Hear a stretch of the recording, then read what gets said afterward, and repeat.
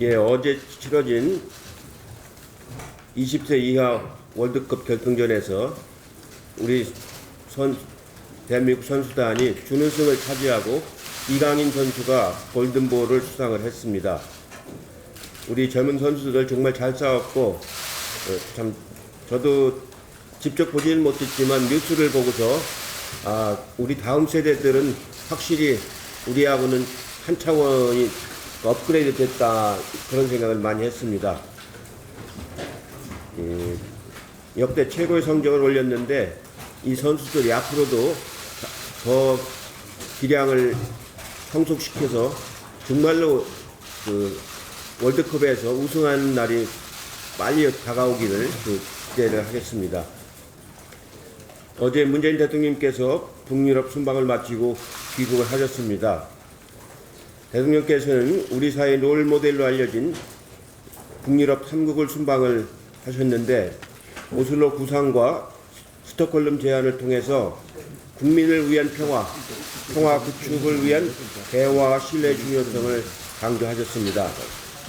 특히 스웨덴 의회 연설에서 1960년대 핵기술을 완성한 스웨덴이 핵무장이 아닌 군축과 핵무기 확산 금지 조약을 주도하여 평화를 달성한 역사적 사례를 강조한 점이 큰 시사점을 남겼다고 생각합니다.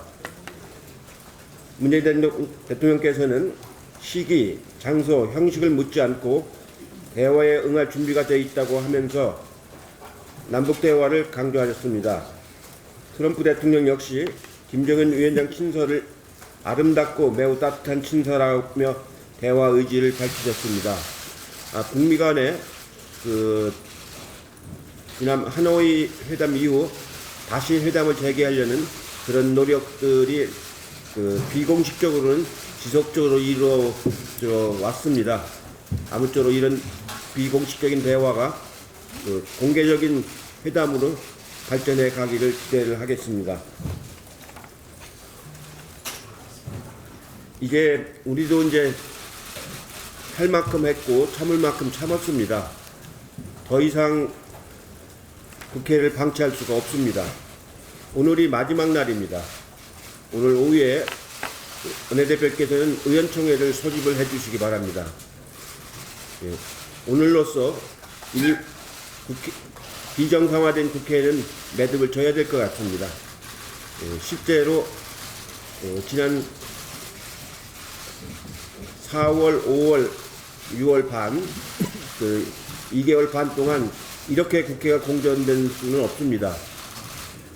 특별한 이유도 없이 국회법, 선진화법을 본인들이 어겨놓고 나서 그걸 핑계로 해가지고 이렇게 국회를 방치하는 일은 더 이상 우리가 받아들일 수 없습니다. 오늘 오후에 의원총회를 통해서 우리의 결의를 가지고 국회를 정상화하도록 하겠습니다. 이상입니다. 네, 지난 주말에도 끝내 국회 정상화에 해법을 찾지 못했습니다. 국민 여러분께 참으로 송구하고 죄송합니다. 어제 하루 종일 해법에 골몰하다 차마 공개적으로 입을 열지 못했습니다. 협상의 불발은 무엇보다 협상의 예법과 관련되어 있습니다. 여러 가지 요인이 많겠지만 오늘은 이 점만 말씀드립니다. 상대가 도저히 받아들일 수 없는 요구는 합의의 대상이 될 수 없습니다. 경제청문회는 사실상 민주당의 자존심을 내어놓으라는 그런 요구입니다. 협상의 예법에서 벗어나도 한참 벗어났다고 생각합니다. 사리에 맞지 않는 무리한 요구이기도 하지만 협상의 예법을 벗어난 무례한 요구입니다. 정리해서 말씀드리면, 첫째, 시급한 민생을 해결하기 위한 추경 처리에 대한 확고한 약속도 없습니다.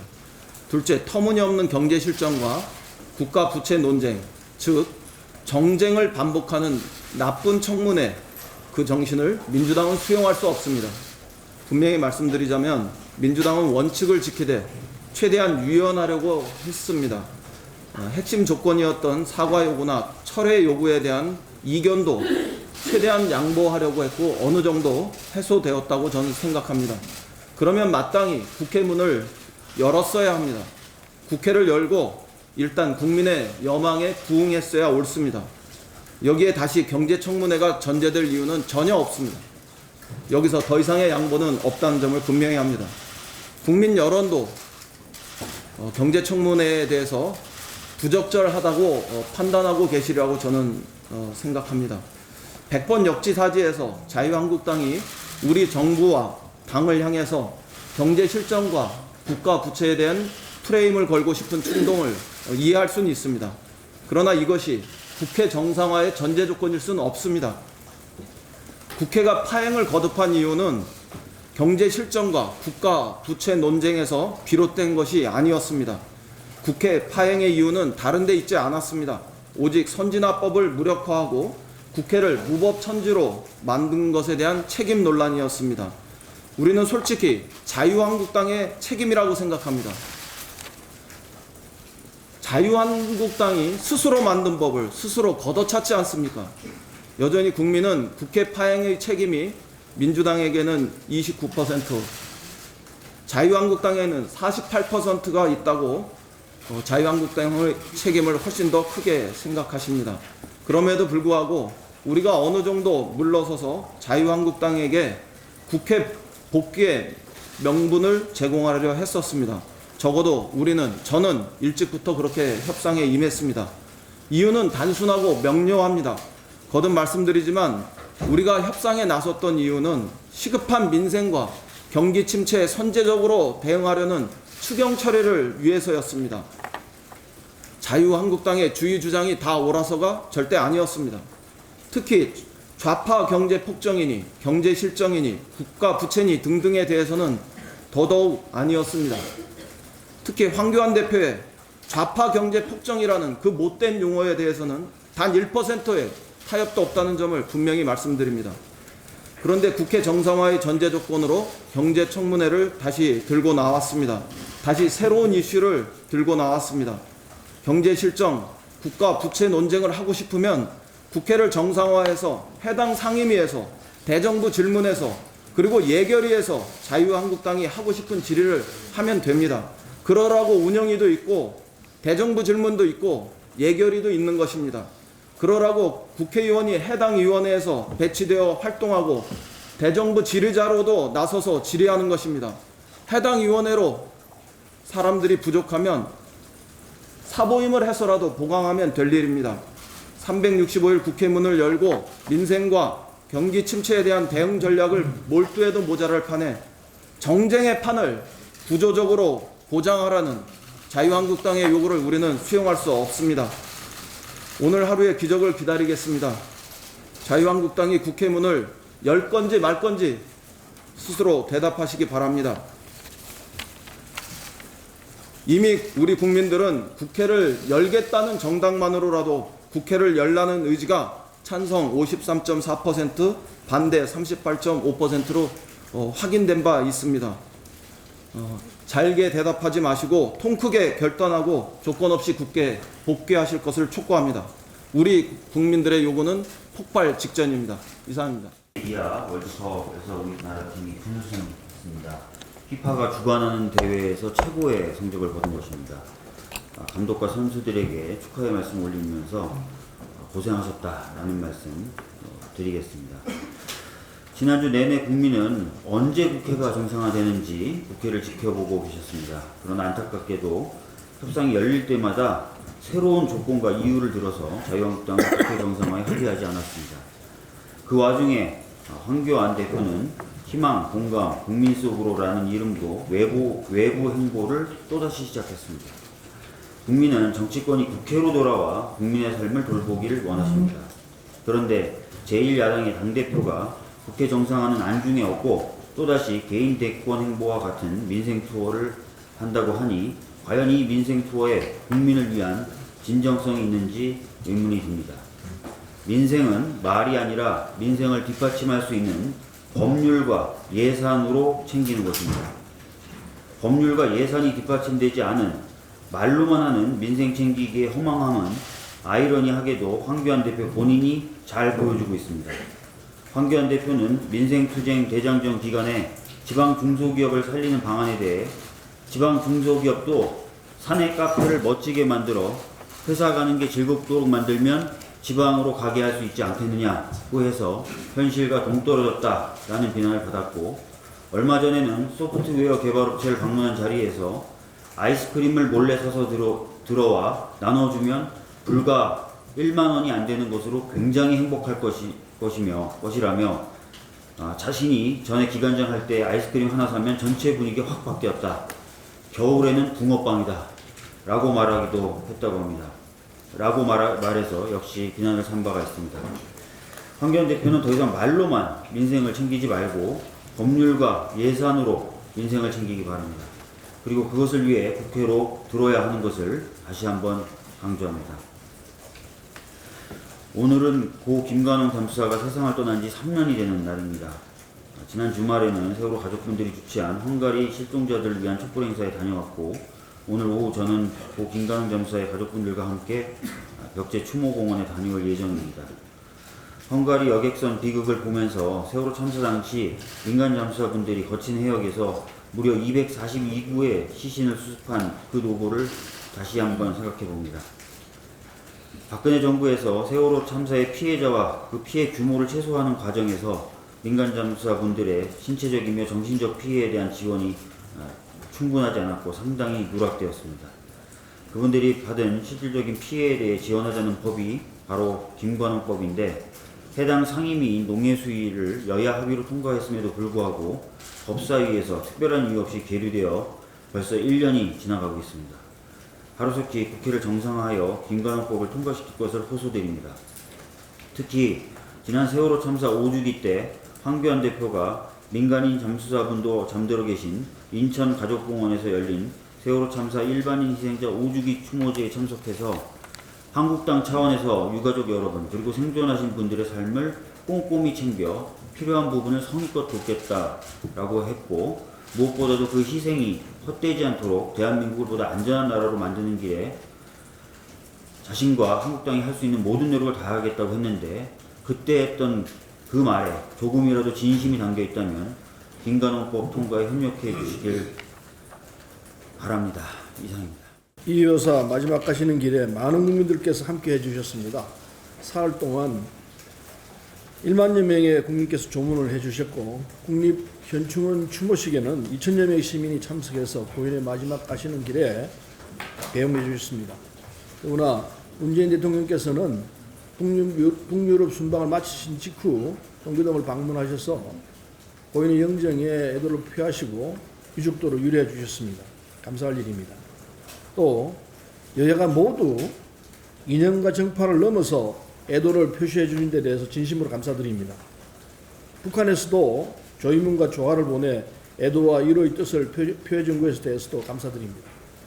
여성 지도자 이희호 여사는 한평생 동지인 김대중 대통령과 함께 남북 화해와 평화통일에 앞장섰습니다.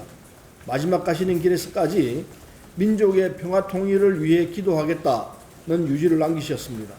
국민과 함께 고인의 뜻을 새기고 실천하겠습니다. 남북미를 중심으로 한반도 정세가 중대한 기류를 맞고 있습니다.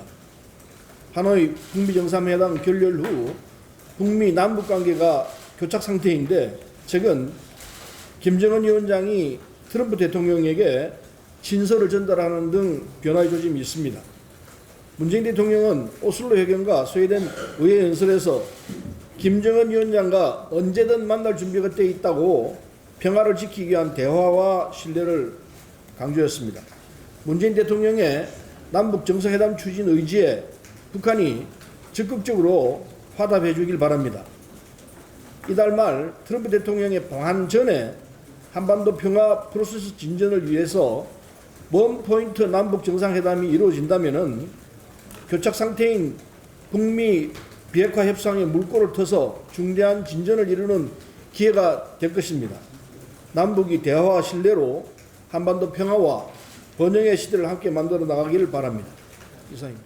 네, 어제 자유한국당 나경원 원내대표가 경제청문회를 하고 추경심의를 하자고 했습니다. 정말 이런 핑계 저런 핑계 끝에 이제는 정말 경제청문회를 하자고 하는데 이거 정말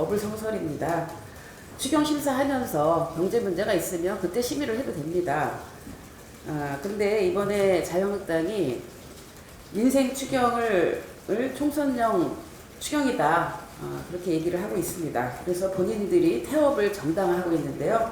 정말 국민들이 속을 뒤집는 일입니다. 어떻게 미세먼지를 완화하고 산불과 지진 등 재난 피해 복구를 위한 예산 편성이 정권의 안위를 위한 추경이란 말입니까? 추경 이후에도 피해 규모에 대한 파악과 피해 지역 소상공인에 대한 지원 방안, 재난 대비 등 추가로 논의해야 될 일이 정말 산적같이 쌓여 있습니다. 지난 시절 자유한국당이 여당일 때 2009년을 기억해보면 지방선거를 앞두고 이명박 정부 당시에 28조 4천억 원, 그리고 2015년 총선을 앞두고 박근혜 정부 당시에 12조 원의 추경을 편성한 바가 있습니다. 정작 선거를 앞두고 과거 이 역대급 규모의 추경을 주도한 정당이 바로 자유한국당입니다. 올해 6조 7천억 원 민생 재난 추경을 선거용이라고 만약에 보이콧을 한다면 국민들이 용서하지 않을 것입니다. 진정 경제를 살리고 싶다면 국회에 들어와서 해당 상임위에서 현안 논의와 법안 처리에 나서면 될 일입니다. 다시 한번 자유한국당에 촉구합니다. 오늘 당장 국회로 돌아와서 민생 법안 처리와 추경 심사에 손을 넣어주시기를 기다립니다. 더 이상 오늘만 기다립니다. 이상입니다. 3개국 순방을 마치신 대통령께서 오슬로 선언 및 스톡홀름 선언을 통해 한반도 평화를 위한 대화와 신뢰를 강조하셨습니다. 이런 대화와 신뢰는 무엇보다도 남북의 스포 추결을 통해 늘 그 물꼬를 토았음 우리는 잘 알고 있습니다. 지난 6월 12일 등록을 마감한 광주 세계 수영 선수권대회는 지난번 말씀드린 것처럼 세계 193개국에서 7,266명이 등록을 마쳐서 역대 최대 규모의 수영 선수권대회가 될 것으로 기대를 하고 있습니다만 1차 엔트리 마감까지 북한 선수단이 등록을 하지 않아서 많은 아쉬움을 남기고 있습니다. 한반도 평화를 위한 조건 없는 남북 정상의 또 새로운 만남과 3차 북미 정상회담을 견인할 수 있는 북한 선수단의 광주 세계 수영 선수권대회 참여를 다시 한번 촉구하고 또 호소드립니다. 이상입니다. U20 월드컵 대회를 보면서 우리의 젊은 세대가 참으로 놀랄 만큼 새로운 시대를 열어갈 실력과 자신감을 갖추고 있구나 하는 것을 느꼈습니다. 정말로 젊은이들에게 무한한 성원을 보냅니다. 자유한국당 이쯤이면은 휴업이나 태업이 아니라 이것은 폐업 선언과 같다 이렇게 봅니다. 자유한국당의 무책임과 무능한 정치가 우리 경제의 가장 큰 리스크입니다. 추경은 긴급한 처방인데 그것을 하기 전에 지난 2년 동안의 경제정책 공과를 논하자는 것은 추경의 효과를 가장 늦출 수 있는 데까지 늦추자 이런 너무나도 불순한 의도가 담겨 있기 때문에 국민들이 동의하기 어렵습니다. 지금이라도 국민 편에 서기 바랍니다. 국민들의 인내심이 임계점에 이르렀다는 것을 알기 바랍니다. 자유한국당에게 한 가지 분명하게 강조하고 싶습니다. 문재인 정부의 공정경제와 소득주도 성장 그리고 혁신성장을 통한 포용성장 정책은 국민이 선택하고 국민이 명령한 길입니다. 이제 서서히 궤도에 오르는 과정이라는 그런 평가가 나오기 시작했습니다. 고용지표라든지 임금지표라든지 이 1분위와 5분위의 양극화 해소 지표라든지 굉장히 유의미한 지표들이 지금 나오고 있습니다. 자유한국당이 그런데도 자기들 입맛에 안 맞는다고 또는 이를 비방할 심산으로 경제청문회를 운운하는 것은 국민의 뜻과 거꾸로 가겠다는 것입니다. 다시 한번 자기들의 과도한 자기중심적 발상에서 벗어나기 바랍니다. 이런 그릇된 인식과 행태가 자유한국당만 힘들게 한다면 모르겠지만 국민들을 힘들게 하기 때문에 더 이상 지속돼서는 안 됩니다. 문재인 대통령이 북유럽 순방을 통해서 한반도 평화 프로세스에 대한 국제사회의 지지를 재확인하고 혁신성장의 협력 기반을 구축했습니다. 특히 스웨덴이 이룬 비핵화와 혁신성장, 사회 대타협에 주목해야 합니다. 국민의 상식에 입각한 대화와 타협의 정치가 바로 비결입니다. 당리당략이 아니라 국민의 행복을 우선하는 정치를 하기 바랍니다. 정부 각 부처가 내년도 제출한 내년도 예산 요구액이 500조 원 정도로 집계됐습니다. 결론부터 말씀드리자면 구두쇠 재정으로는 양극화와 고령화 문제를 해소할 수 없습니다. 적극적이고 과감한 재정 정책이 우리 경제의 포용성을 높이는 길입니다. 양극화 해소에 정부의 재정이 얼마나 기여했는가를 나타내는 재정 기여도를 보면 2017년 기준으로 우리나라는 OECD 국가 가운데 가장 낮은 수준입니다. 재정 정책이 양극화 해소에 기여하지 못하고 있는 겁니다. 그나마 문재인 정부에 들어와서 이 부분이 개선되고 있고 2018년 기준으로 통계가 집계되면 더 나은 개선 효과가 나타날 것으로 확신합니다. 그동안 우리나라의 재정 기여도가 낮은 이유는 돈이 없어서가 아니라 있는 돈을 쓰지 않았기 때문입니다. 2017년 기준으로 GDP 대비 재정 지출 비중을 보면 OECD 회원국 평균 40.3%, 우리나라는 30.7%에 머물고 있습니다. 아일랜드와 멕시코를 제외하면 가장 꼴찌입니다. 재정 지출을 늘리는 것이 감세보다 GDP 증가 효과가 뚜렷하게 있습니다. 재정 확대가 선진국에서는 경제 성장의 디딤돌로 평가되지만 유독 한국에서만 걸림돌로 취급받고 있습니다. 생산 가능 인구의 감소가 본격화되는 앞으로 10년, 15년간 확장적 재정 정책은 필수적입니다. 한국형 실업구조, EITC 대폭 확대, 기초생활보장, 기초연금 확대 같은 사회안전망을 튼튼히 하면서 산업구조 조정하고 공공부문 개혁도 추진해야 합니다. 내년도 예산안을 초과 세수에만 의존해서 기계적으로 소극적으로 늘릴 것이 아니라 적극적으로 과감하게 준비해서 국민의 삶에 투자해야 한다는 것을 말씀드립니다. 이상입니다. 국회가 멈춰선 지 오래입니다. 국민들의 국회에 대한 불신과 분노가 너무나 큽니다. 자유한국당에서는 선경제청문회 후추경안 처리를 주장하고 있습니다. 경제가 어려우니 경제청문회를 하자고 하면서 경제성장에 조금이라도 도움을 줄 수 있는 추경안을 국회에서 논의하지 않는 이유를 모르겠습니다. 추경안과 별개로 경제 전반에 대하여 관련 상임위에서 또 대정부 질문으로 하면 되는 것입니다. 자유한국당의 본심은 국회를 정상화시키기 싫은 것 아닙니까? 최근 자유한국당 내부에서도 지도부의 제왕적 행태와 이미지 정치에 대한 비판이 나오고 있습니다. 그러한 비판을 상대적으로 보수세가 강하다고 하는 영남권의 자유한국당 의원이 하고 있습니다. 국회는 5천만 국민들을 위해 중요한 결정들을 내려야 하는 곳입니다. 황교안 대표와 나경원 원내대표는 본인들의 정치적 이익을 위하여 국회를 파행으로 몰고 가서는 안 될 것입니다. 20세 이하 축구대표팀의 준우승, BTS의 문화 전파 등 우리 청년들이 전 세계에 대한민국의 저력을 보여주고 있습니다. 정치권만 잘하면 됩니다. 국회도 일 좀 합시다. 이상입니다. 갑질 3남매의 합동 경영 복귀 소식에 국민들께서 공분하고 계십니다. 조현민 씨의 물컵 갑질 무혐의로 14개월 만에 한진칼 전무로 복귀한다는 소식과 조현아 씨의 명품 밀수 혐의 집행유예 선고로 호텔 부문 경영 복귀 관측이 보여집니다. 저희 당에서도 기업의 그 경영 리스크로 작용되는 오너가들의 일탈 행위와 그런 갑질 행위에 대해서 심각한 우려를 표명합니다. 국민 눈높이에 맞는 법의 잣대 결정 필요합니다. 그리고 스스로 자숙해야 할 것입니다. 한 가지 더 말씀드리겠습니다. 산업재해나 부당해고 피해를 당한 노동자가 판정을 받기까지 소요되는 시간과 비용 부담이 만만치 않습니다. 현행 노동분쟁 해결 절차에서는 지방노동위원회, 중앙노동위원회, 행정법원, 고등법원을 거쳐 대법원 최종 확정 판결까지 사실상 5심제 혹은 8심제까지 거쳐야 합니다. 현행 민사행정 소송만으로는 노동사건의 특수성을 반영하지 못하는 문제들이 발생합니다. 이에 대한 해결 방안으로 전문성을 갖춘 노동법원 도입의 검토가 필요할 것입니다.